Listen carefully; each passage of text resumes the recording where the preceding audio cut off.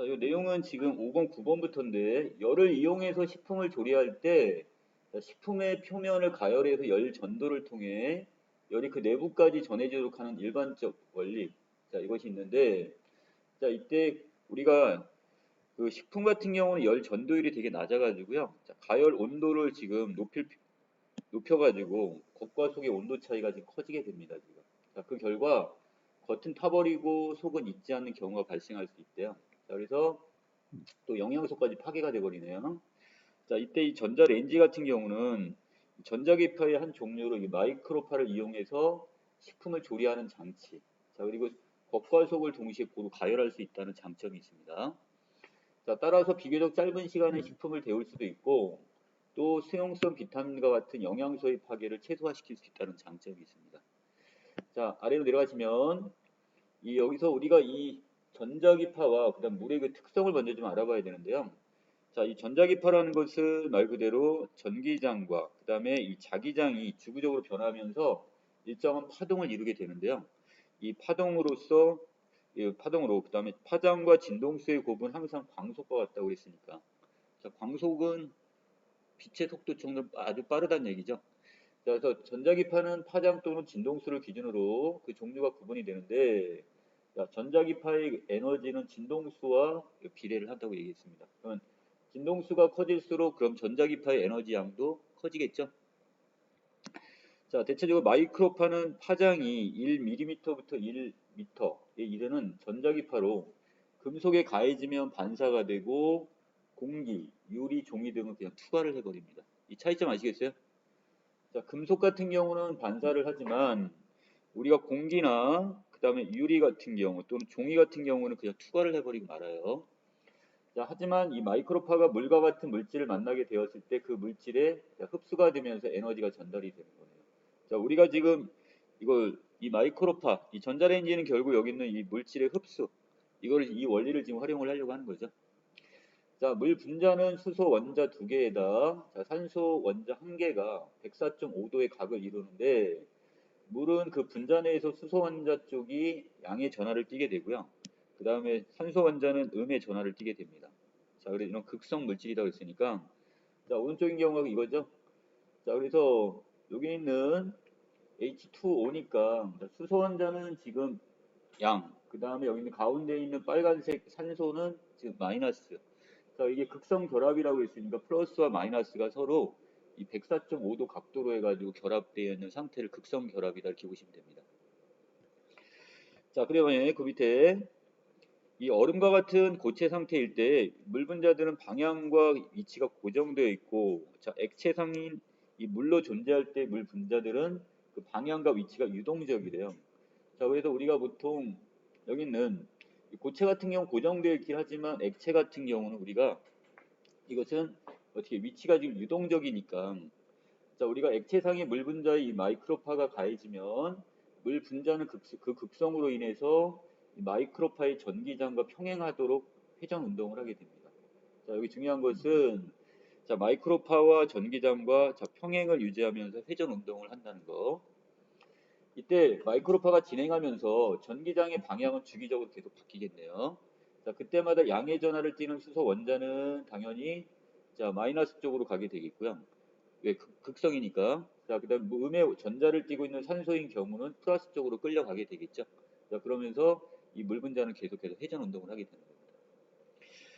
자, 이때 전자레인지를 구동하기 위해서는 이걸 작동시키기 위해서는 우선 마이크로파를 발생시켜야 하는데 이때 전자레인지 내부에는 마이크로파를 발생시키는 장치인 자, 마그네트론이라는 게 있대요.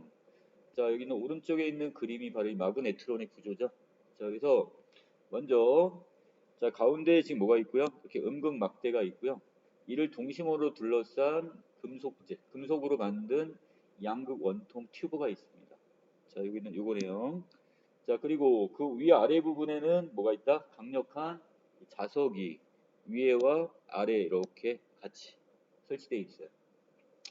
이 전자기파의 발생을 위해서는 먼저 음극 막대를 가열을 합니다. 가운데 있는 음극 막대를 가열을 하면 가열된 음극 막대에서 전자가 방출이 됩니다. 자, 이때 방출된 전자는 양극 원통 튜브를 향해 가게 되는데 이 위아래에 형성된 자기장으로 인해 자, 전자의 경로는 어떻게 된다? 자, 한쪽으로 쉬게 됩니다. 자, 이때 음극과 양극 사이에 적절한 전압을 걸어주면 자, 이때 전자는 원통 내부를 계속 회전하게 되고요. 자, 이 전압을 통해서 자, 적절한 전압에 의해서 이것은 계속해서 회전 운동을 계속하게 되겠네요. 자, 그리고 금속 칸막이로 나뉜 공동 주변. 자, 공동이 어디였어요? 자, 여기 중간중간에 여기 비어있는 공간이 있죠? 이걸 공동이라고 합니다. 자, 그 비어있는 이 공간으로 자, 거기에 회전하는 전자는 공동 주위로 양극에 있던 전자의 왕복 운동을 유도하게 되는데 자, 이때 전자기파가 발생을 해요. 이때 발생한 마이크로파는 이 전자기파가 바로 여기 있는 마이크로파야. 자, 이게 지금 이 도파로라는 관을 타고서 음식이 놓인 바로 전자 레인지 속 조리실로 전달이 되는 겁니다. 그래서 아까 얘기했던 무엇을 통해서 자, 오른쪽에 있는 이 마그네트론 이것에 의해서 결국 뭐가 발생해서 자, 여기 있는 이 마이크로파, 이 전자파가 여기서 발생을 해서 자, 이게 이제 조리실까지 전달이 됩니다. 자, 일반 가정용 같은 경우는 얼마 정도가 된대요? 자, 이것은 지금 한 25,000Hz 정도. 자, 이 정도의 마이크로파를 사용하게 되는데 이는 전기장의 어떤 방향이 1초에 한 대략 25억 번이니까 엄청나게 빠르게 여기 방향이 지금 바뀌게 되는 거죠. 이 방향이 바뀌면서 물 분자끼리 서로 충돌을 하게 되고 이때 회전 운동 에너지가 증가해서 자, 온도가 급격하게 올라가게 되는 겁니다. 자, 이를 통해 전자 레인지는 외부에서 열을 가하는 방식보다 훨씬 빨리 물을 끓는 점까지 도달시키겠죠. 자, 이와 같은 원리 때문에 전자레인지는 수분을 포함한 식품들을 데울 때 유용한데 자, 아까 유리컵 같은 경우는 어떻게 된다고 그랬어요? 얘는 그냥 투과시켜 버린다고 그랬죠. 자, 그러니까 이것은 잘 데워지지 않습니다. 자, 그리고 이 마이크로파의 진동수의 크기에 따라서 자, 진동수가 크면 식품에 강하게 흡수될 수는 있지만 깊이 침투할 수는 없대요. 자, 그리고 반대로 진동수가 이번에 작아지면 자, 깊이 침투는 되지만 자, 이때 추가하는 양이 많아서 자, 결국 흡수가 많이 안 된다는 얘기가 되겠네요. 이렇게 되면 다 추가시켜 버리니까 자, 효율적으로 조리를 할 수 없게 됩니다. 자, 이때 가정용 전자레인지 진동수를 우리가 2500 정도 메가헤르츠 내외로 하는 것은 이 진동수에 따른 침투 깊이와 그 다음에 자, 그것이 어떻게 그 음식물에 그 어느 정도 흡수되는 양이 많아야 되겠죠. 그러니까 조리 효율을 그래서 고려해서 이 정도가 적정하다는 얘기입니다. 자, 또 밑에서는 그 고구마 같은 경우 자, 고구마를 이걸 만약에 전자레인지에다 놓고 돌리게 되면 평균적으로 한 3cm나 또는 최대 5, 6cm 정도 이 정도 두꺼 이거보다 더 두꺼우면 이것을 잘라서 넣는 게 좋답니다. 자, 왜 음식물을 손쉽게 가열할 수 있는 전자레인지에 대한 우려도 있는데 자, 혹시라도 이것이 인체에 어떤 해로운 영향을 끼칠 수 있다는 어떤 위험이 있는데 자, 문제는 전자기파가 자신의 파장보다 50분의 1 정도로 작은 구멍을 통과하는 것은 불가능하다고 그랬어요. 자, 그래서 이거보다 작은 구멍으로서 이렇게 만들어 놓으면 되겠죠. 자, 그래서 전자레인지에 쓰이는 마이크로파의 파장은 광속에서 진동수를 나눈 값으로 구할 수 있는데 대략 한 12cm 정도가 된대요. 자, 그래서 전자레인지의 앞 유리의 한 12cm보다 한 50분의 1 작은 0.2cm 정도 구멍이 촘촘히 뚫려 있는데 자, 이런 금속 그물을 붙여놓으면 자, 이때 이 마이크로파를 어떻게 할 수 있는 거야? 차단할 수가 있게 되는 거죠.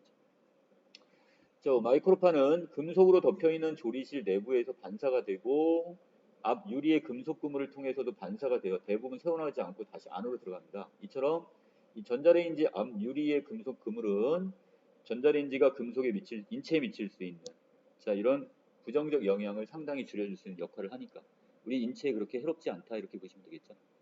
자, 여기까지 내용 정리 마칠게요.